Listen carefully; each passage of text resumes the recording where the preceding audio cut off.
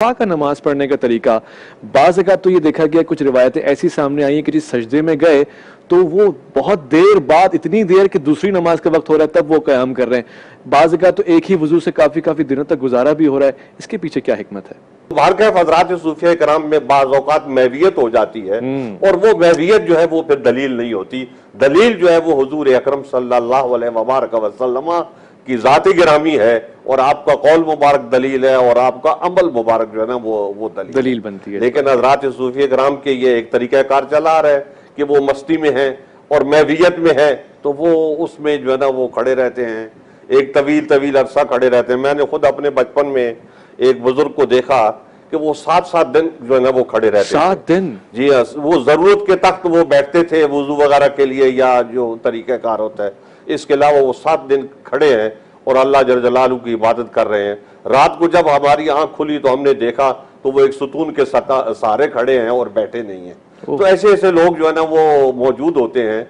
तो अल्लाह जल जलालहू, ये आज ही के दौर में है या हुजूर अक़दस के दौर में भी शौक होता है, मोहब्बत होती है, तो उस मोहब्बत में, शौक में जो है वो इस तरीके से अल्लाह जल जलालहू खड़े होकर लगे हुए। क्या ये शौक रसूल अकरम से ज्यादा है? ना, ज्यादा की बात नहीं होती। हुजूर अकरम सल्लल्लाहु अलैहि वसल्लम अल्लाह के नबी थे और जो इस्तिक़लाल और जो क़ुव्वत आप में थी तो वो दूसरों में तो नहीं होती, नहीं हो सकती। तो इसलिए हज़रात सूफिया कराम की ये बात नहीं है, वो बात ये है कि वो एक जज्बा होता है तो उस जज्बे को वो काबू भी नहीं रख पाते, तो वो ये सोचते हैं कि इस नहीं है। वाह, खूबसूरत बात आपने की। हुजूर अकरम सल्लल्लाहु अलैहि वसल्लम का तो हर अमल जो है वो कामिल होता है, ऐसे ही है और कामिल होने की निशानी होता है। लेकिन उसके मतलब बरक्स मैं कह रहा हूँ कि जज्बात में होते हैं, वो पूरे जज्बात में, मोहब्बत इलाही में वो लगे हुए होते हैं। तो इसलिए उनका ऐसा अमल जो है वो दलील नहीं होता, वो उन्हीं के लिए होता है।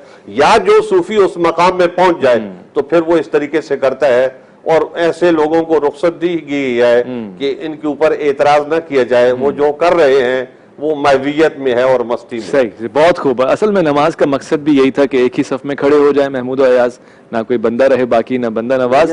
मगर एक बात है कि कारी साहब आज सारा वक्त ले गए अब माशाल्लाह। नहीं, ये तो इनके मुकाबले में तो हमने चौथा हिस्सा लिया। जी हुजूर, वक्त थोड़ा सा कम है बस। आप कुरान मजीद में अल्लाह ने कहा ना कि या अय्युहल्लज़ीना आमनू ला तुक़द्दिमू बैना यदायिल्लाहि व रसूलिही, ऐ ईमान वालो अल्लाह और उसके रसूल से आगे बढ़ने की कोशिश ना करो। ठीक, तो ये अल्लाह के रसूल से आगे बढ़ना है। इसको इस तरह भी देखें ना, और वो मुमकिन नहीं। देखिए, अगर सूफियत नाम की कोई चीज अल्लाह की नजर में महबूब होती ना, ठीक, सबसे पहले सूफी रसूल अकरम सल्लल्लाहु अलैहि वसल्लम होते। अच्छा, अल्लाह ताला ये सारी सिफात उनमें रखता। अच्छा, आपने ऐसा नहीं किया। फिर हमने जो शरीयत को 2 हिस्सों में बांटा हुआ है, तरीकत और शरीयत। जी, रसूलुल्लाह सल्लल्लाहु अलैहि वसल्लम और सहाबा किराम एक ही चीज को जानते थे, वो थी शरीयत। ठीक, तरीकत को सहाबा किराम नहीं जानते। अच्छा, इसलिए कोई सहाबी चिश्ती, कादरी, सोहरवर्दी, नक्शबंदी नहीं हुआ। हज़रत उवैस बात ये नहीं है, थोड़ा सा आप जो है ना तहम्मुल से काम लें। बात यह है कि नबी अकरम अलैहिस्सलातु वस्सलाम हर चीज के जामे थे और आपके बाद हर चीज जो है वो तकसीम हो गई। सैयदुल मुफस्सिरीन और हो गए, सैयदुल मुहद्दिसीन और हो गए, फुक़हा और हो गए, इल्म भी तकसीम हो गया।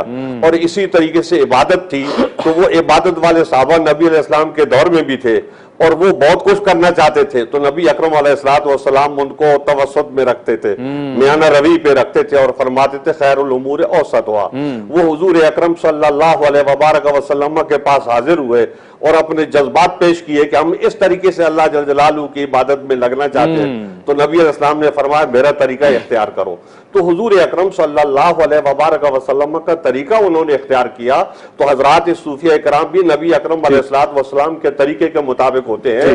तरीकत कोई अलग चीज नहीं है, वही शरीयत है। शरीयत का एक जुज होता है, तो उसके ऊपर अमल ज्यादा जब आदमी करता है, तखस्सुस करता है उसमें, तो वो फैल जाता है और वो जब फैलता है तो फिर बहुत सारी चीजें वक्त ही हमारे पास फैल गई, उसमें बहुत सारी चीजें फैल गई, आ गई, हदीस फैल गई, तो उसमें बेशुमार उलूम जो है और मुख्तलिफ तरीके आ गए।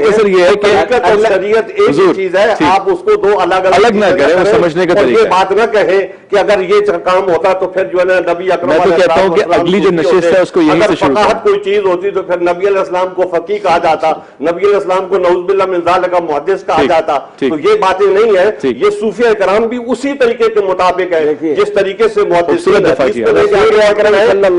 जो है वो फिक्र को लेके आगे बढ़ते रहे। ठीक, तो ठीक। आप ये तकसीम करके तो मुसलमानों को अलग अलग न करें, चलो, इसको इस तरह से ले लें। आप एक रहे। अब हमारे प्रोग्राम का वक्त ही खत्म हो रसूल गया है। अकरम सल्लल्लाहु अलैहि वसल्लम की जी, जिंदगी जी, में एक जी। दिन भी ऐसा नहीं आया कि आप 7 दिन तक खड़े ठीक, हम कल यहीं से स्टार्ट करेंगे।